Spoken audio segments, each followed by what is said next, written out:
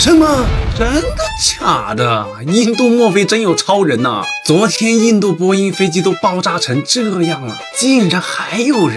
一个人活着，而且能自由走动，能玩手机，甚至还是他自己走到救护车面前的，就擦破了点皮，受了点皮外伤。印度这架坠毁的波音787总共载了242人，救活了他一个人啊！我还是很难相信这是真的。可是他们官方已经证实了这一点，英国也出来证实了。官方人员说这人是英国籍，随后医生给他做了个检查，说这人没啥大碍，就手上和脸上有几处伤口而已，走路有点一瘸一拐，是因为他只是受了点惊吓罢了啊！不是，这真的是人类奇迹啊！据他家人透露，这位神人坐的飞机的位置是在紧急出口附近，在飞机起飞完2分钟后，他就跟父亲打过电话说飞机坠毁了，但是不清楚自己是怎么活下来的，也不知道自己是怎么逃出坠毁飞机的，只知道自己勇敢一跃，然后就活了。然后我们再来看一下这位超人的飞机票座位是在哪里啊？在11A 座，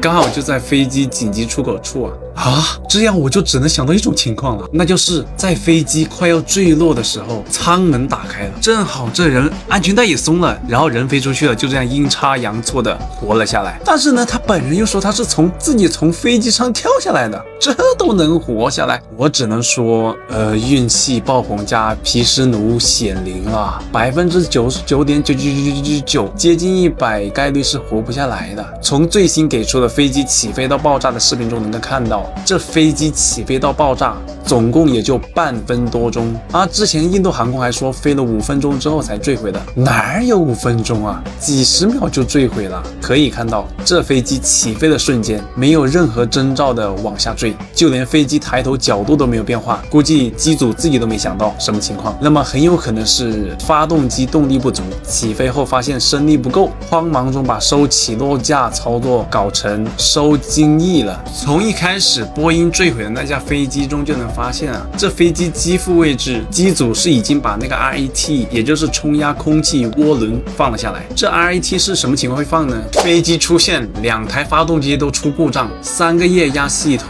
压力较低，机长和副驾驶的飞行仪表失去所有电力，进场时所有4个电磁脉冲丢失且飞行控制系统出现故障，或者起飞和着陆时失去所有4个电磁脉冲且发动机出现故障，只要出现以上一种情况，机组就会放 RET 放下来之后呢，它就可以为连接到中心液压系统的主飞行控制装置提供液压动力，类似于风力发电机吧。再加上最新放出来的那个视频中能看到啊，大概能判断很有可能就是发动机出问题了，看起来没啥动力输出啊。然后我们再进一步求证一下，因为视频很模糊啊，不知道它到底有没有放 RET， 所以我们要做一下对比。正常波音787 RET 放下来之后声音是这样的，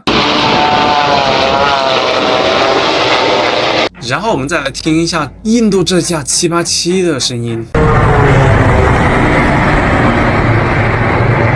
噪音是一模一样的，所以可以确定了 RET 是放下来的。RET 在主系统失效的时候会为飞行控制系统提供应急电力，这意味着这架印度飞机可能遭遇的双发失效或者全机电气系统出了问题。然后我们再回到这位超人说的啊，他是在飞机坠毁的时候跳下飞机的，这是啥概念？就是他在发现飞机起飞后姿态不对的时候就解开了安全带，顶着失速的重力站了起来，不顾周围人的反对，果断搬开了安全门，然后看准时机从飞机上跳下来。我只能想到是这种情况了，不然飞机爆炸成这样，不可能有人能活下来，只有提前跳机才是最有可能生存的啊！这就是英国籍的印度超人吗？能从这场灾难中接近完好无损的存活。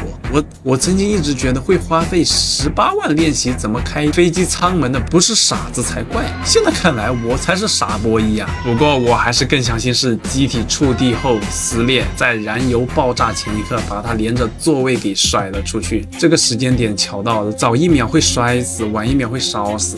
具体到底是怎么样呢？还是要等后续调查。就在飞机坠毁前不久啊，有位印度乘客就吐槽过印度波音787飞机不对劲，他说飞机上的空调、娱乐等系统都不工作了，怎么么按都没用，并且还不允许大家下飞机。显然，印度在航空飞机维修方面也是有大问题的。所以呀，以后大家坐飞机一定要选择靠谱的航空公司，或者避开韩国跟印度的航空公司。这哥俩是出了名的喜欢掉飞机啊。好了，本期就先讲那么多，后续有啥情况我再跟进吧。我是咱们下期见。